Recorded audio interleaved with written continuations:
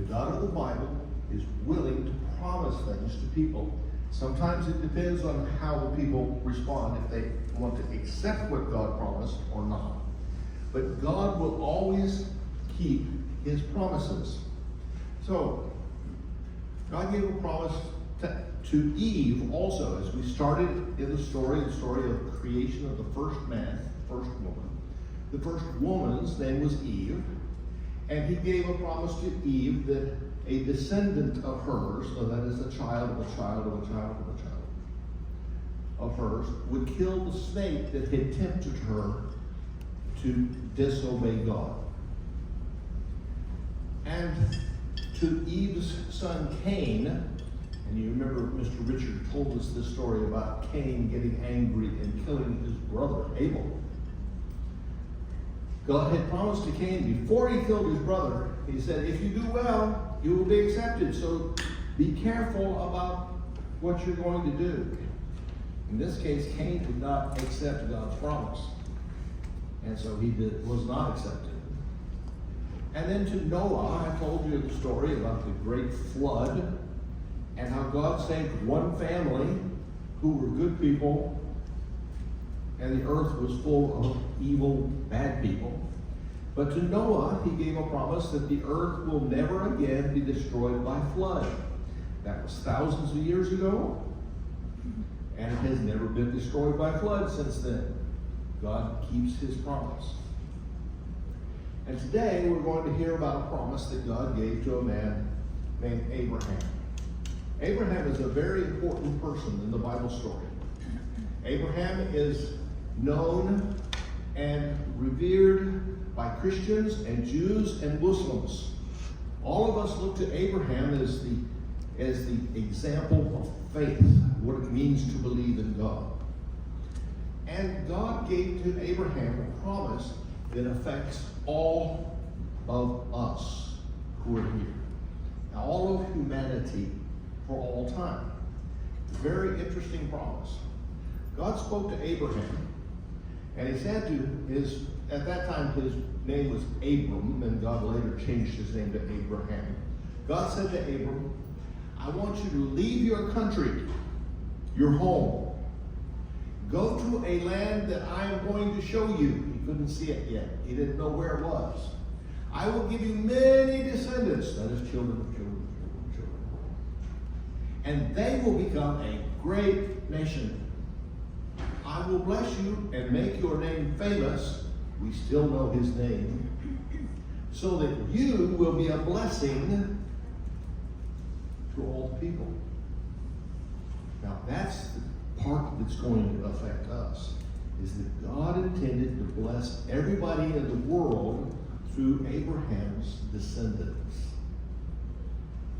Abraham started out in a place called Ur of the Chaldeans. You see that over on the right side of the map, in the country that is modern-day Iraq, along the shore of the Euphrates River.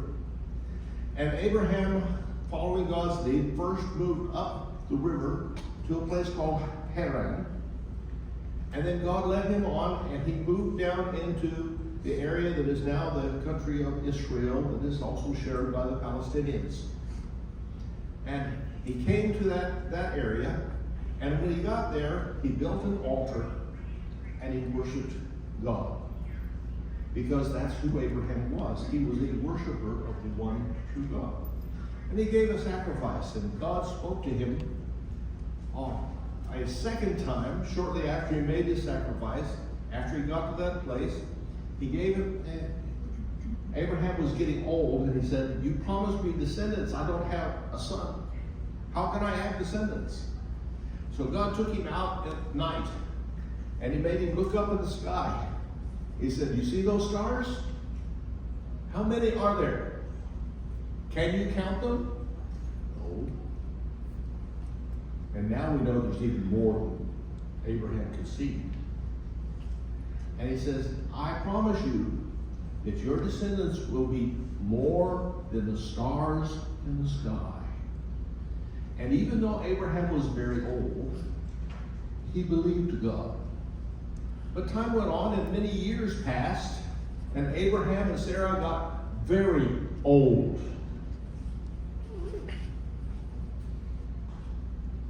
Abraham became 100 years old, and Sarah was 90 years old, and still no child. Was God going to keep his promise? Did Abraham misunderstand what God had said? Well, when Abraham was old, God spoke to him a third time in the book of Genesis.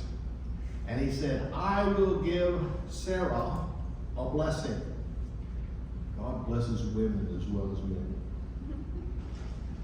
God will give Sarah a blessing so that you will have a son by her. Truly my blessing will be on her. And she will be the mother of nations. Not just one nation, but many nations. Kings and peoples will be her offspring. Offspring is children. Then Abraham went down on his face, and laughing he said in his heart, remember this, he laughed. He only a little believed God. But he said, can it be a man 100 years old as a child? Will Sarah, 90 years old, can she bear a son? And he laughed. Sounded like a good joke. But God keeps his promises.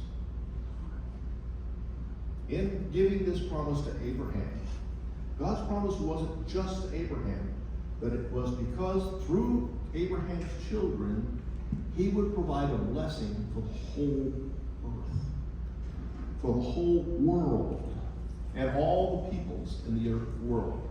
And so God has a plan to bless all the peoples of the earth. Your people, my people, their people, Palestinians and Jews, Russians and Ukrainians, and Africans and South Americans.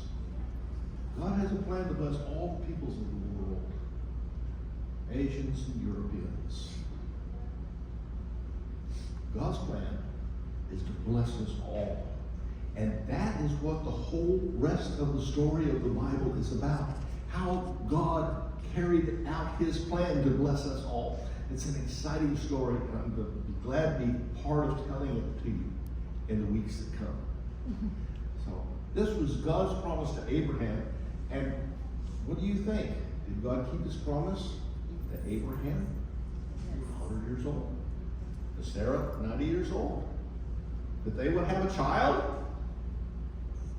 Next week we'll find out. Mommy? My story's too short.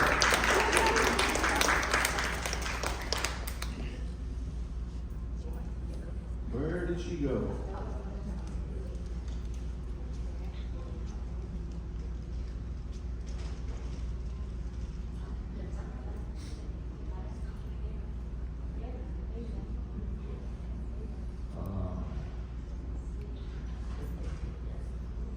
Let me find the next screen that we'll play anyway.